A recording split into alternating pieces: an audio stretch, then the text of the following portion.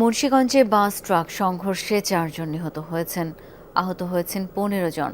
ঢাকা ইসলামী আন্দোলনের মহাসমাবেশে যোগ দিতে যশোর থেকে বাসে করে আসছিলেন কর্মী সমর্থকরা।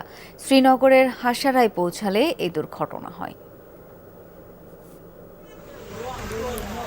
ঘড়ির কাঁটায় তখন রাত 3টা। ভয়াবহ এক দুর্ঘটনার সাক্ষী হলো ঢাকা মাওয়া এক্সপ্রেসওয়ে। যশোর থেকে হামদান এক্সপ্রেসের একটি বাসে করে ঢাকার সোহরাওয়ার্দী উদ্যানে ইসলামী আন্দোলনের মহাসমাবেশে যোগ দিতে রওনা দিয়েছিলেন দলটির কর্মী সমর্থকরা। শ্রীনগরের হাসারা পৌঁছালে বাসটি নিয়ন্ত্রণ হারিয়ে সামনে থাকা একটি ট্রাকে ধাক্কা দেয়। এতে দুটি যানবাহনই আছড়ে পড়ে এক্সপ্রেসওয়ের রেলিংয়ে।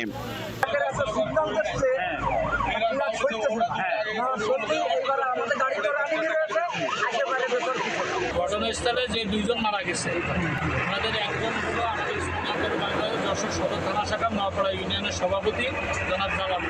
একজন উনি ওই নওপাড়া ইউনিয়নেরই নওদাগা গ্রামের মানুষের আব্দুল খান।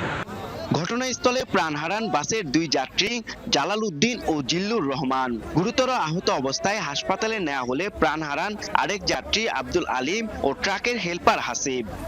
এক্সপ্রেসওয়েতে চলমান একটি ট্রাকের পিছনে চলমান একটি বাস ধাক্কা মারে, ফলে ঘটনাস্থলেই 2 জন মারা যায়, হসপিটালে আরও 2 জন মারা যায়, বেশ কয়েকজন আহত হয়। দুর্ঘটনা কবলিত দুটি যান জব্দ করে থানায় নেওয়া হয়েছে।